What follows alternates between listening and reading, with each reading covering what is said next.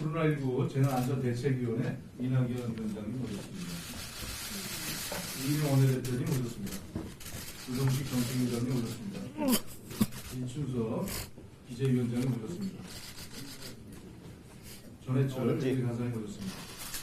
윤우조 원내수석 부대표님. 네, 지금 회의가 진행 중인 것 같고요. 지금 참석자들을 소개하고 있습니다. 이 자리에는 이낙연 코로나19 재난안전대책위원장, 그리고 민주당 이인영 원내대표, 그리고 조정식 정책위 의장, 이춘석 기재위원장, 윤우덕 원내수석 부대표 등이 참석한 것으로 보이고요. 네, 지금 참석자 소개에 이어서 이낙연 위원장을 비롯해서 당 지도부의 발언이 있을 것으로 예상이 되고요. 오늘 이 자리에서 코로나19 대응과 관련한 추경 예산안에 대해서 논의를 하게 되는데, 일단 메르스 때를 감안해서 10조 이상이 될 것으로 지금 추정이 되고 있고요. 아마 이번 주 안에 추경안이 국회에 제출될 것으로 알려져 있습니다. 네, 이낙연 위원장의 발언 한번 들어보겠습니다. 이런 시간에 와주신 정부 출석자를 모았습니다. 이번 코로나 추경과 관련해서는 이미 당정협의를 2차례나 가졌습니다. 해서 추가로 드릴 말씀은 없습니다만, 기본적으로 우리는 코로나 바이러스를 잡고 경제 위축도 막아야 하는 만만치 않은 두 개의 과제를 동시에 안고 있습니다. 이번 추경은 바로 그 두 가지 과제를 해결해 가기 위한 첫 단추에 해당하게 됐습니다. 두 가지 문제를 모두 해결하려면 상당한 정도의 재정 투입이 불가피합니다만, 그러나 재정 투입이라는 것은 훗날의 경제 운영도 생각해야 하는 한계가 있을 수 있습니다. 그런 어려운 제약 안에서 정부가 고심 끝에 추경안을 준비했으리라 짐작합니다.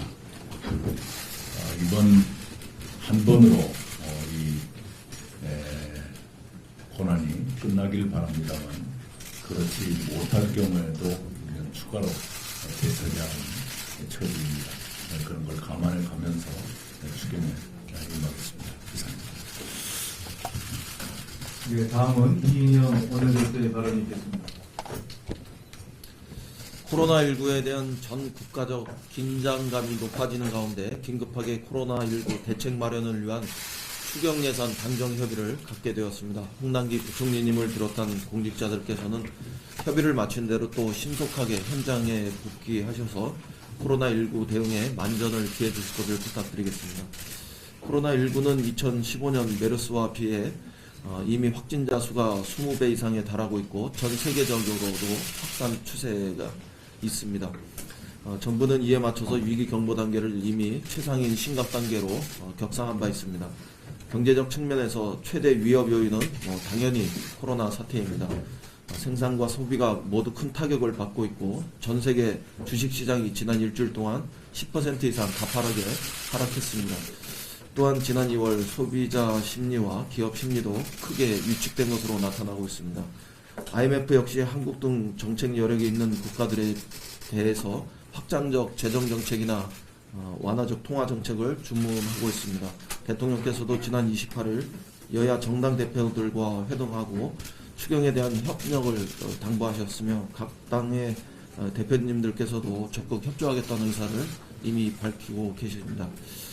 그간 우리 당은 다음과 같은 원칙하에서 정부와 수차례 협의를 통해서 추경을 준비해 왔습니다. 첫째, 과감해야 합니다. 코로나 바이러스로 확산 정도와 경제적 피해가 메르스 때보다 훨씬 큰 만큼 이번 추경에 세출학되는 2015년 6.2조 원의 세출 규모를 충분히 넘는 규모가 되어야 한다고 판단합니다. 둘째, 체감할 수 있는 추경이길 바랍니다. 추경의 경로가 지나치게 복잡하거나 수혜 조건이 불투명해서는 안 되겠다고 생각합니다.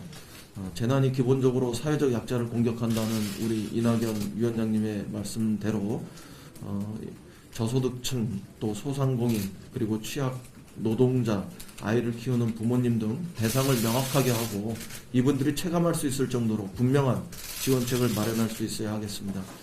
세 번째는 이번 코로나19 피해가 집중된 대구 경북 지역에 대해서 의료 지원, 마스크 지원, 피해를 입은 소상공인 지원에 있어서 기존의